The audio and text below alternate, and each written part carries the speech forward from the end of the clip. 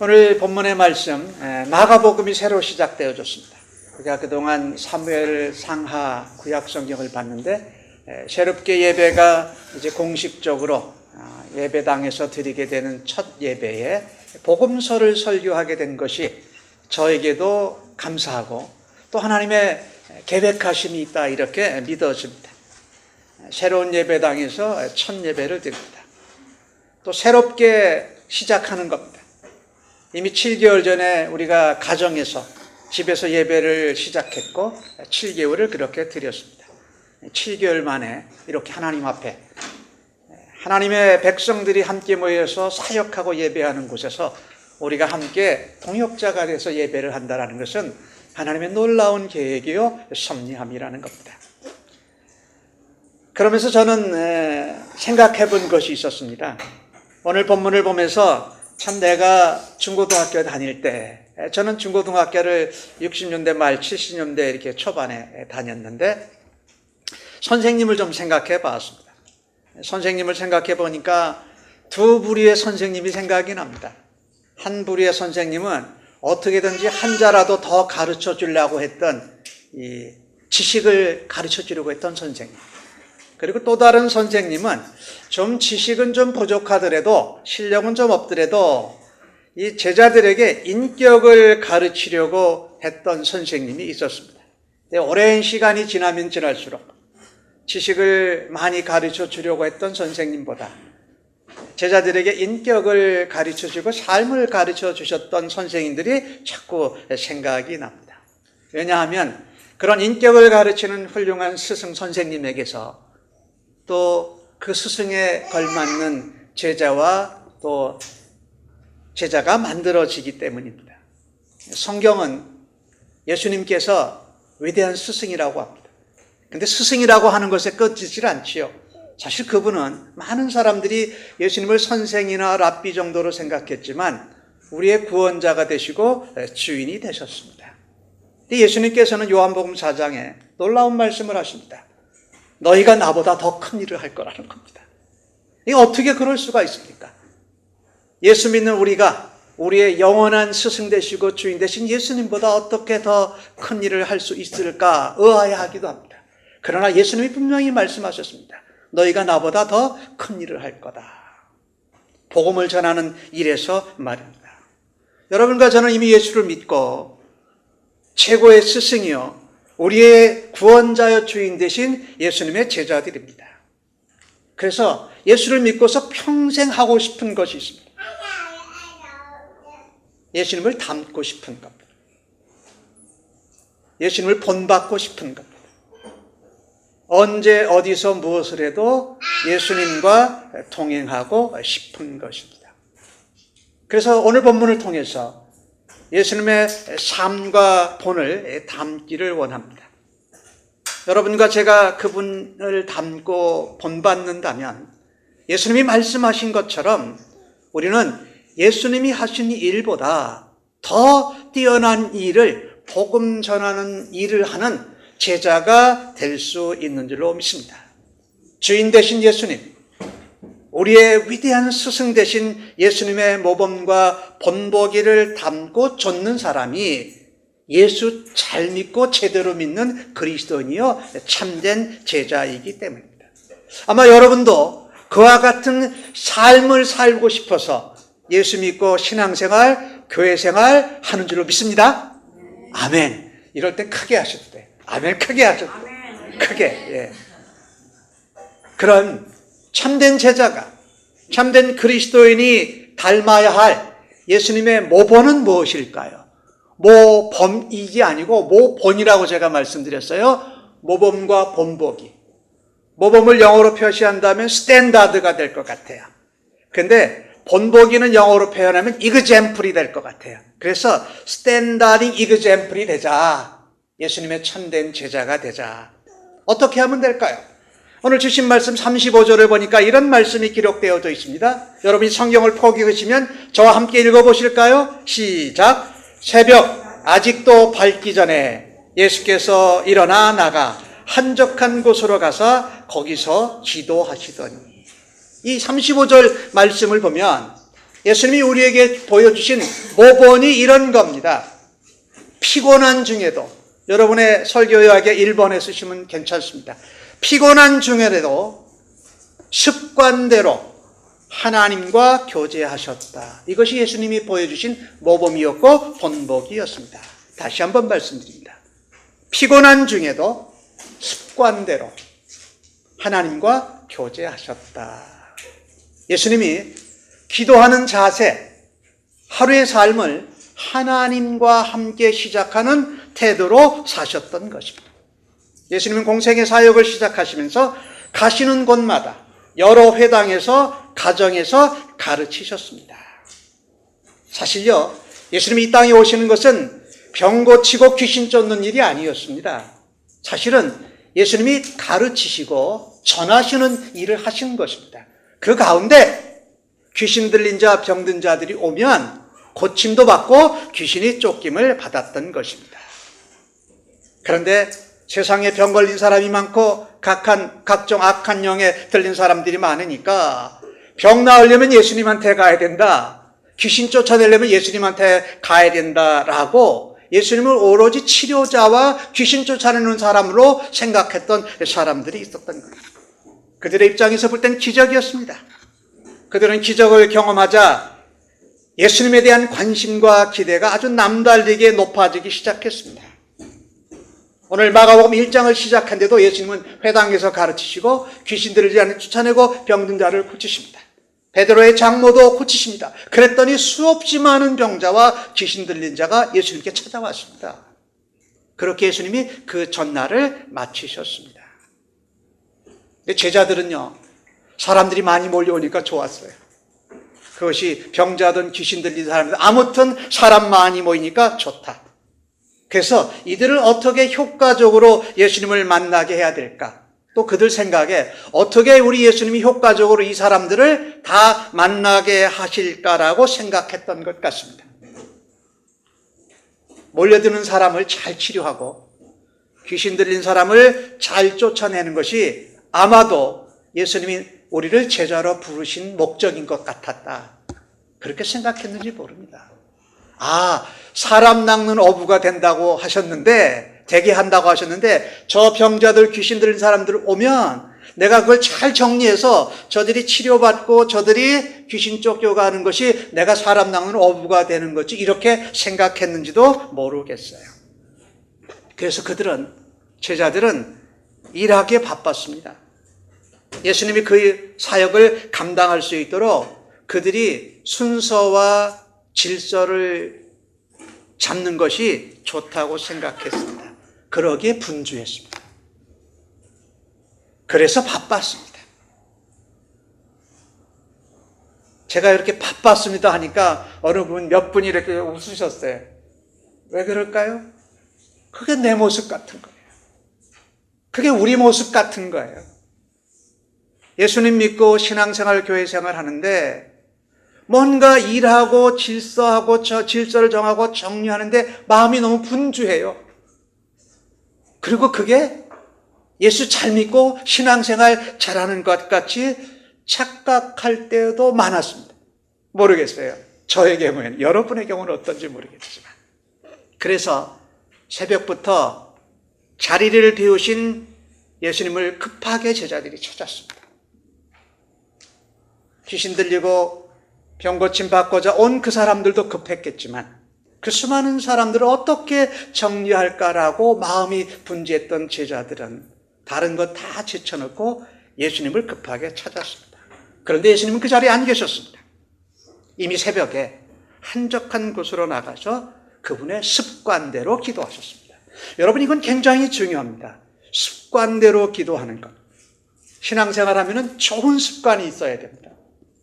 나쁜 습관은 버리고 좋은 습관으로 예수님을 닮아야 한다는 겁니다.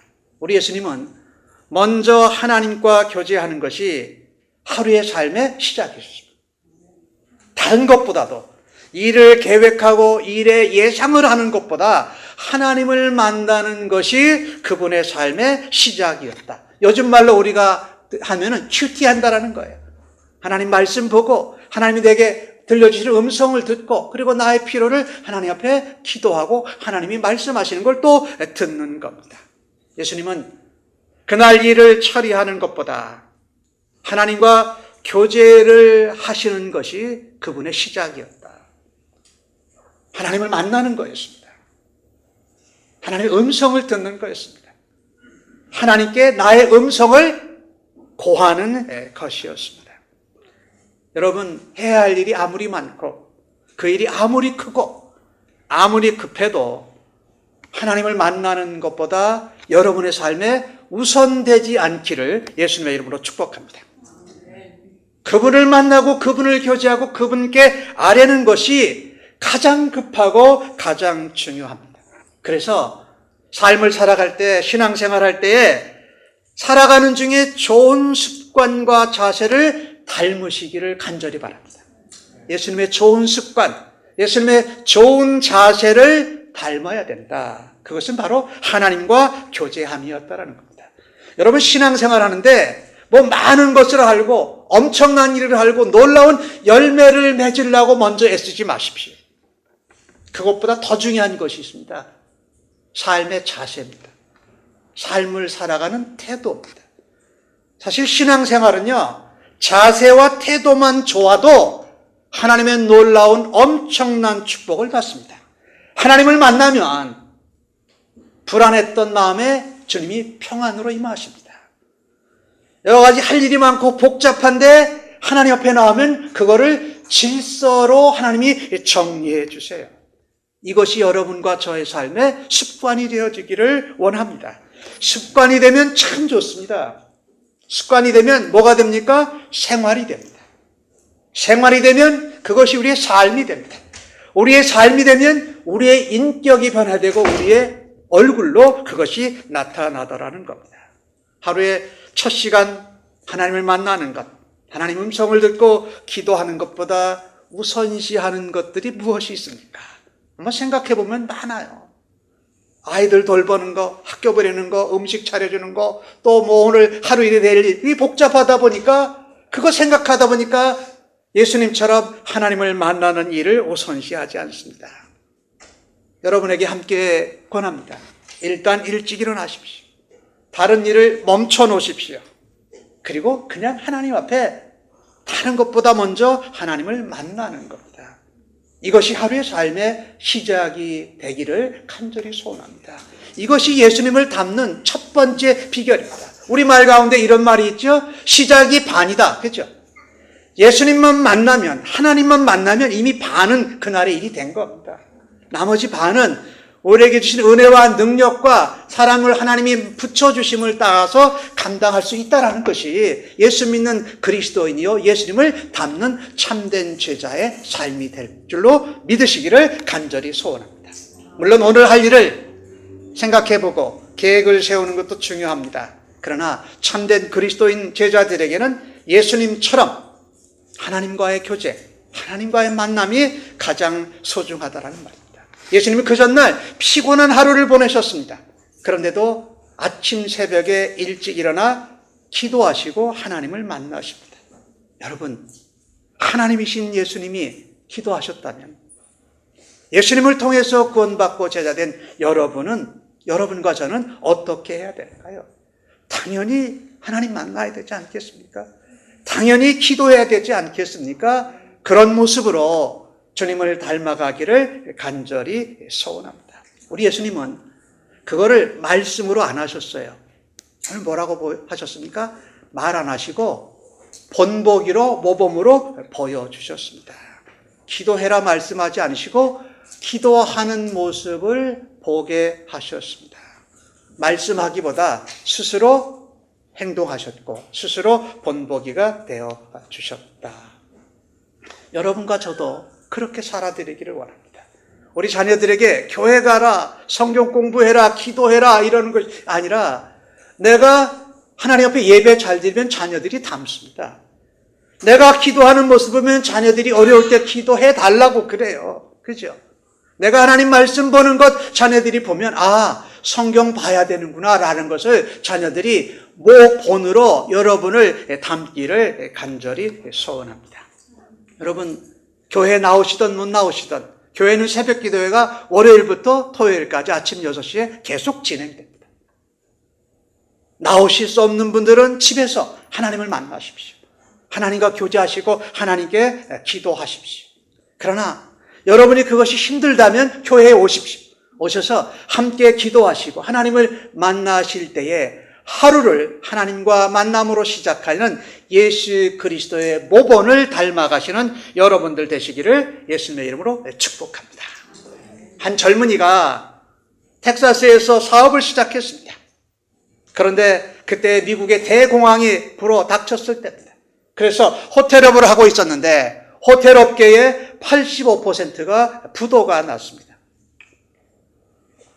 그런데 이 젊은이도 같이 망하게 되었습니다. 괴로움을 이기지 못하고 호텔방에 혼자 앉았습니다. 자살을 하려고 약까지 준비했습니다. 약을 들고 눈을 지그시 감고 약을 이렇게 막 입에 털어 넣으려 그러는데 어렸을 때 들었던 어머니의 하나님의 말씀이 하나가 탁 떠오르더라는 겁니다. 어머님이 어렸을 때 그렇게 말씀하셨어요. 세상 사람들은 모두 너를 버릴지라도 하나님은 너를 잊지 않으신다. 그분은 너와 함께 하시고 너에게 피난처와 요새가 되신다라고 했던 어머니가 들려주시던 하나님의 음성이 떠올랐던 겁니다. 약을 들고 눈을 감았기에 그 채로 무릎을 꿇고 하나님 앞에 기도했습니다. 그랬더니 기도하는 가운데 평안이 물밀듯 밀려옵니다. 그리고 이 일을 어떻게 정리해야 될지 머릿속에 떠올랐습니다. 얼마 후 그는 자신의 회사에 투자한 투자자들을 만났습니다. 그러면서 이렇게 말합니다. 여러분, 저는 여러분이 저에게 투자하신 돈을 모두 날렸습니다. 그리고 지금 부도의 위기에 처했습니다. 결국 저는 자살하기로 결심했습니다. 그런데 그때 어릴 때부터 들려주신 어머님의 하나님의 말씀이 기억이 났습니다. 저는 하나님을 믿는 사람입니다. 그런데 그리스도인으로 제대로 살지 못했습니다. 그런데 하나님께서 저를 부르시고 저를 살려주셨습니다. 여러분의 돈을 다 잃어버린 제가 용서를 구하니 저를 용서해 달라고, 저의 죄를 사해 달라고 말합니다. 그러면서 이렇게 대답합니다. 원금과 이자까지 여러분에게 반드시 갚겠습니다. 이렇게 젊은 사장의 말을 들은 투자자들이 마음에 감동이 왔습니다. 하나님께서 그 투자자들의 마음을 감동시키셨어요. 그리고 다시 그들이 투자했던 돈을 다 잃어버렸는데 그 젊은이에게 다시 투자를 해서 그 젊은이가 사업을 시작할 수 있도록 도와주었습니다. 이 젊은이가 재기에 성공했습니다. 대단한 성공을 거두었습니다.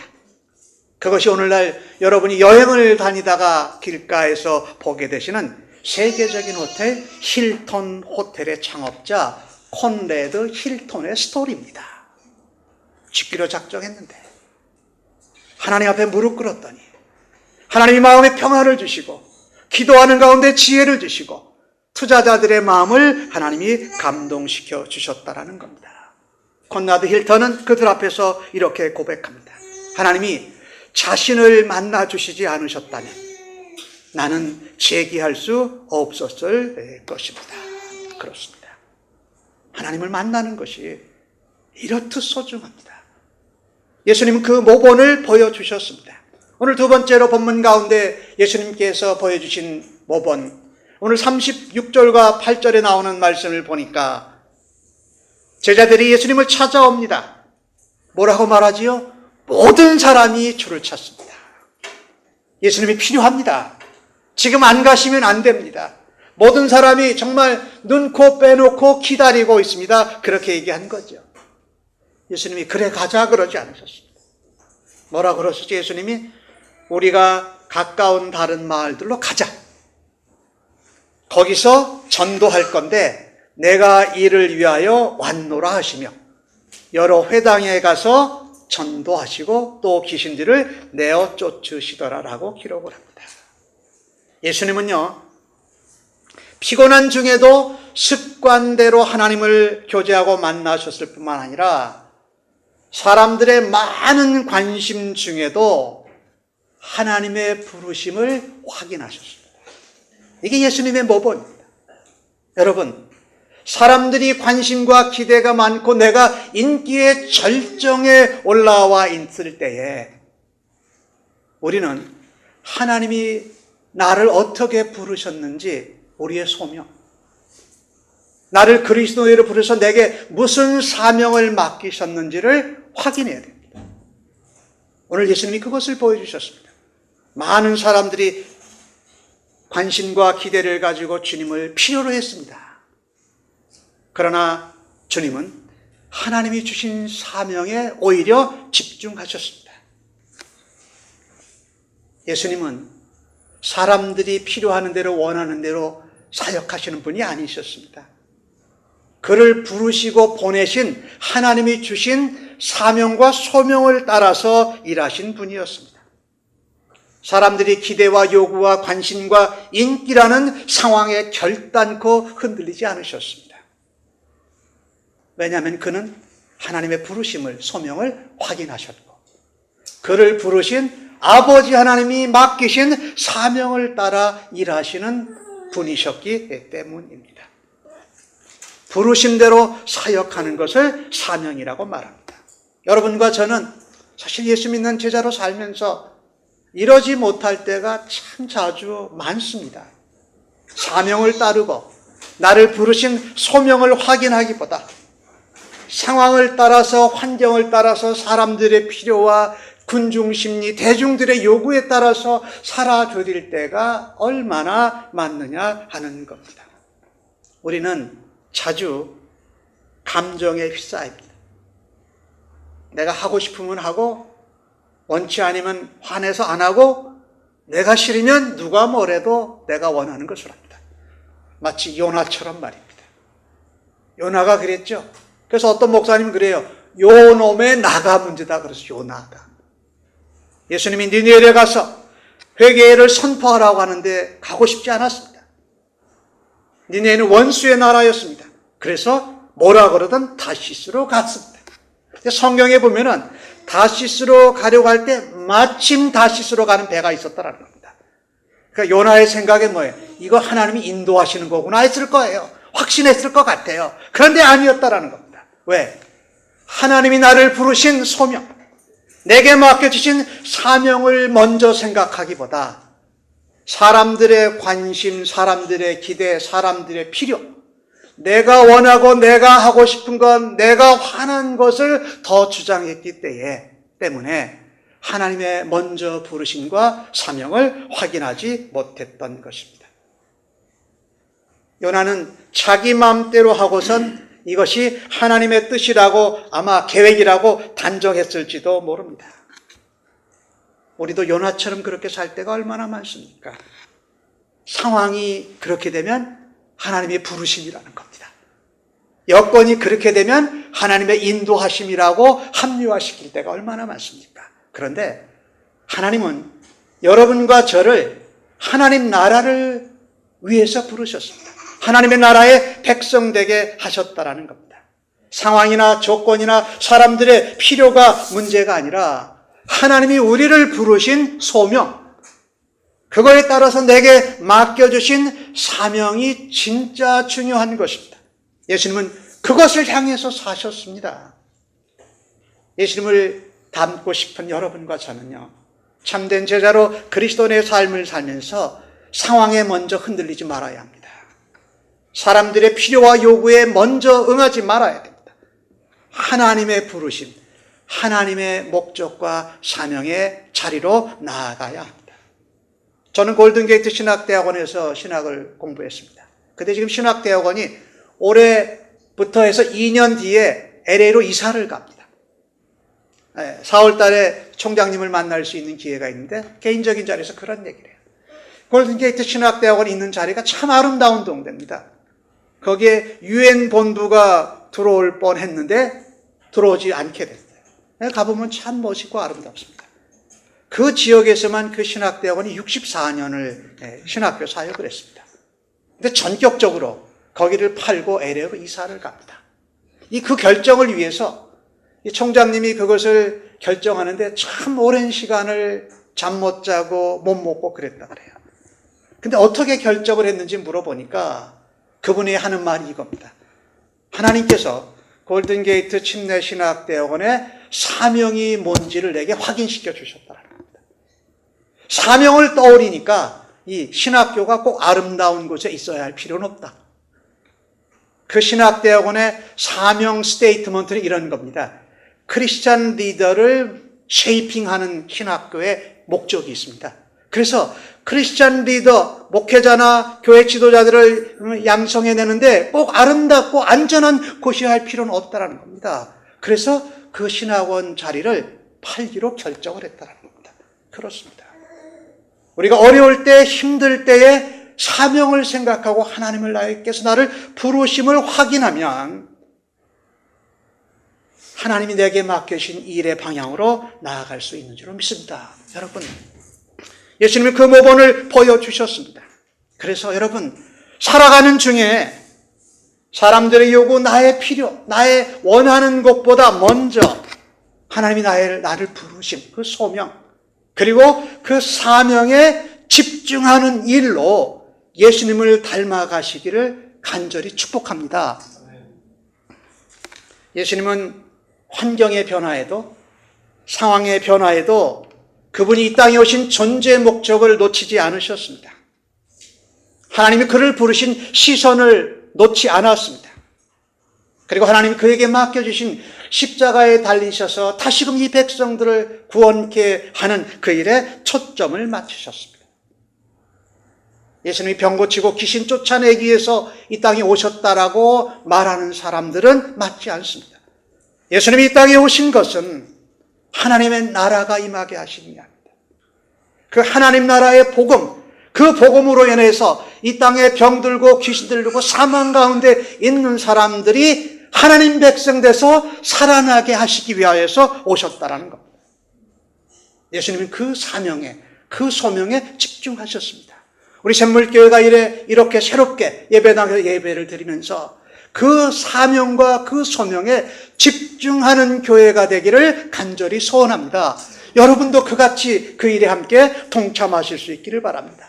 예수님은 오늘 마가복음 1장 14절에서 15절에 이렇게 말씀하십니다. 요한이 잡힌 후 예수께서 갈릴리에 오셔서 하나님의 복음을 전파하여 이르시되 때가 찼고 하나님의 나라가 가까이 왔으니 회개하고 복음을 믿어라라고 말씀하십니다. 예수님이 이 땅에 오신 사명과 부르심은 하나님 나라, 그리고 하나님 나라의 복음을 통해서 예수 믿고 하나님 백성 되게 하는 일을 위해서 오셨고, 여러분과 저는 그 예수를 믿는 그리스도의 제자들에게 하나님 나라와 그 복음의 확장을 위해서 살아가고 닮아가는 것이 마땅한 줄로 믿습니다. 예수님께서 회당에서 가르치던 것이 귀신 쫓아내고 병 고치는 방법을 가르치셨던 것이 아닙니다. 하나님의 다스림, 하나님의 통치를 전하셨습니다. 하나님의 나라. 오늘 예수님은 그것을 뭐라고 그러셨느냐? 다른 마을로 가서 전도하러 가자. 내가 이를 위해서 왔다고 말씀하십니다. 전도, 이 전도라는 것을 여러 가지 복잡하게 생각할 수 있는데 간단한 겁니다. 한자 말로는 도를 전하는 겁니다. 도를 전하는 거예요. 그렇죠? 그리고 영어 성경어는 뭐라고 되어 있습니까? preaching이라고 되어 있어요. 설교한다. 뭘 설교해요? 하나님 나라의 복음. 그 복음의 실체이신 예수 그리스도를 전하는 것, 그것이 바로 하나님 나라를 살아가는 사람들이라는 겁니다. 도를 전하는 것. 예수님은 그분이 직접 말씀하셨습니다. 요한복음 가운데. 내가 길이요 그러셨어요. 그죠? 내가 진리요 그러셨어요. 내가 생명이니 나로 말미암지 않고는 아버지께로 올 자가 없다. 그러니까 내가 유일한 길이라는 겁니다. 하나님 나라에 들어갈 수 있는 유일한 길, 하나님 나라에 하나님 백성 되는 유일한 길, 그것을 전하는 것이 바로 전도라는 겁니다. 제자들에게 다른 마을로 가서 전도하자고 하셨고요, 자신이 이것을 위해서 오셨다고 말씀합니다. 하나님 나라는요, 하나님이 다스리시는 나라입니다. 하나님의 언약대로 약속대로 메시아인 예수 그리스도를 통해서 구원을 받는 것이 하나님 나라입니다. 그것이 복음입니다. 그것을 믿는 자는 하나님 나라의 백성이 되는 것입니다. 참된 제자는, 참된 그리스도인으로 예수님을 닮기를 원하는 사람은 먼저 하나님 나라를 위해서 살아야 됩니다. 먼저 하늘 복음을 전하는 일을 우리의 사명으로 알고 예수님을 닮아야 됩니다. 여러분, 그렇게 샘물교회와 함께 사역하시기를 간절히 소원합니다. 아멘. 아멘. 허드슨 테일러는 유명한 선교사지요. 그 선자가 제임스 허드슨 테일러라는 사람이 있는데 아주 어린 소년이었을 때요. 부모님이 중국에서 선교를 하고 있었어요. 그런데 이 애들은 학교를 다니니까 말레이시아에 있는 기숙학교에 있었어요. 근데 그러던 중에 2차 세계대전이 발발한 겁니다. 그래서 그 어린 제임스 테일러와 그 형제들과 그리고 그 말레이시아의 기숙학교에 있는 모든 학생들이 일본군에게 붙잡혀서 수용소에 갇혔습니다. 허드슨 테일러와 그 부인 테일러 여사는 중국에 있고 애들은 말레이시아의 포로 수용소에 잡혀 있습니다. 한동안 보지 못했습니다. 그런데 몇 년이 지난 후에 이 선교사 부부들과 그 자녀들이 함께 만나게 되었습니다. 아무 사고 없이 만났습니다. 그때 허드슨 테일러의 부인 되는 테일러 여사가 한 말이 이것입니다. 그는 이렇게 말합니다. 하나님께서 내게 간단한 부르심을 주셨다는 것, 내게 사명을 확인시켜 주셨다는 겁니다. 테일러 여사가 이렇게 얘기합니다. 너는 내가 가장 중요하게 생각하는 것들을 너희들이 먼저 돌보고 있으니 나는 너희가 중요하게 여기는 사람들을 보살펴 주겠다.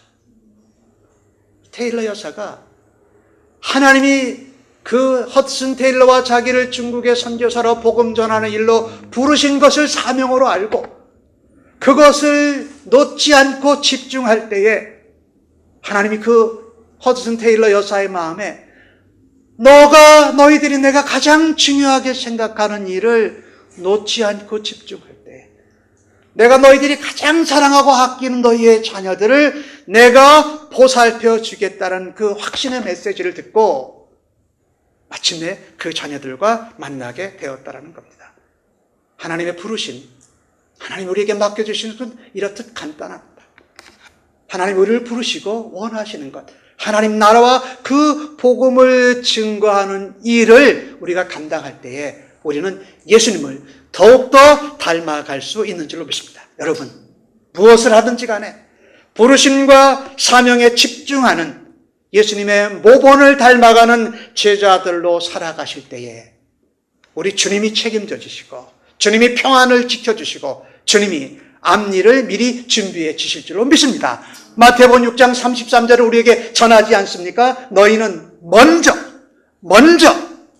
그의 나라와 그 의를 구하라.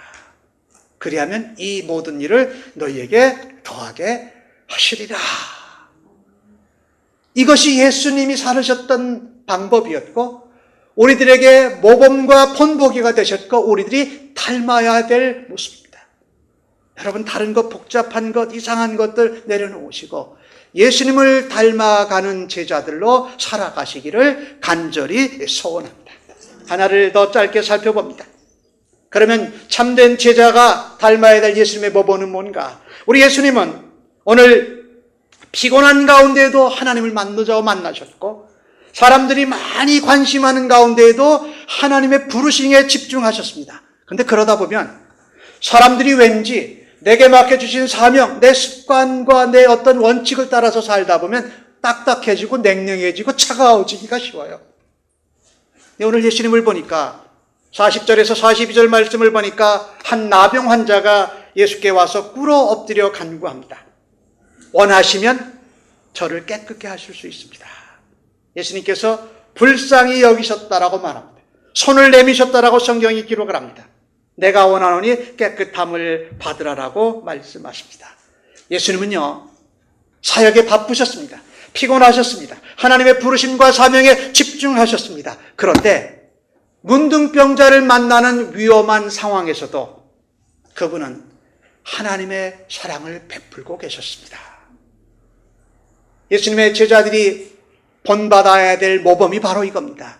우리가 위험하고 우리가 손해보고 우리가 어려운 상황이 될지라도 항상 하나님의 사랑을 베푸는 제자들이 되라는 말씀입니다. 나병은 한센시 병이라고 해서 일종의 피부병입니다. 그 당시로는 하나님의 징계를 받은 병이었습니다. 나병 환자를 만나는 것만으로도 거룩하지 못하고 부정을 탔습니다. 그런데 오늘 예수님이 그 나병 환자를 손을 내밀어 만지십니다. 만나는 것 자체가 부정한 것이고 그 나병 환자를 만지는 것은 분명히 문제거리가 되고 책잡힐 일입니다. 그런데 우리 주님은 그를 불쌍히 여기시고 그를 만지시고 그의 영육간의 회복과 치료를 선포하셨던 것입니다. 여러분과 제가 좋은 습관과 바른 사명에 집중해서 살다 보면 왠지 마음이 차가워질 수가 있습니다. 그런데 오늘 예수님은 그런 가운데에도 사랑과 긍휼과 용서를 놓지 않으셨다라는 말씀입니다. 죄인들을 하나님 나라로 인도하는 그 복음의 능력, 사랑과 용서와 자비를 직접 베풀고 계셨던 것입니다. 여러분, 우리가 살아가는 중에 버려진 영혼, 만나고 싶지 않은 영혼, 소외당한 영혼, 상처받은 영혼을, 그 한 영혼을 사랑하는 예수님의 긍휼과 사랑을 몸소 실천하심으로 예수님의 모범을 닮아가시는 여러분들 되시기를 간절히 소원합니다. 위험할 것 같습니다. 책 잡힐 것 같습니다. 문제가 생길 것 같습니다. 피하고 싶습니다. 그러나 그때 주님을 생각하십시오. 그분의 좋은 습관, 사명을 따라 살면서도 사랑과 용서와 자비를 베푸는 것을 놓지 않으셨던 것을. 여러분과 제가 잘 아는 사마리아 사람 잘 아시지요? 강도 만난 이웃에게 제사장과 레위 사람은 그들이 해야 될 일이 있었고 그들의 습관을 따라서 강도 만난 사람을 못 본 척하고 가버렸습니다.